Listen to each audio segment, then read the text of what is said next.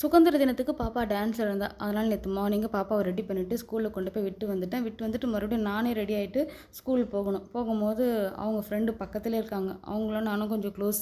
அவங்க அம்மாவும் நானும் கொஞ்சம் க்ளோஸ்ன்னு நாங்களாம் சேர்ந்து போய் டான்ஸ்லாம் பார்த்து முடிச்சுட்டு வீட்டுக்கு வந்துட்டு அப்புறம் மறுபடியும் கோயில்ல வந்து கூழ் ஊத்துறாங்க. ஏதாவது முடிஞ்சா வாங்கி கொடுக்கலான்னு சொல்லிட்டு போய் எண்ணெய், முருங்கைக்கீரை அதெல்லாம் வாங்கி கொடுத்துட்டு வந்தோம்.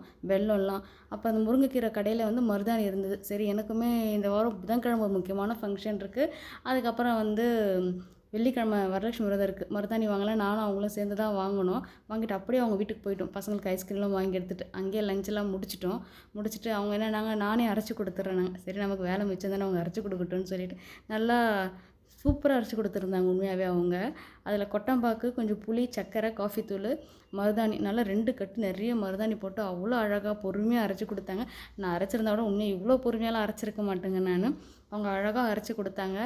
இன்றைக்கே வைங்கன்னாங்க. நான் சொன்னேன் நான் ஃப்ரிட்ஜில் வச்சுட்டு நாளைக்கு வச்சேன். இல்லை இன்றைக்கே நீங்கள் வைங்க அப்படின்னு சொல்லிட்டு கொடுத்து விட்டாங்க ஒரு பாக்ஸில். அதை எடுத்துகிட்டு வந்தேன்.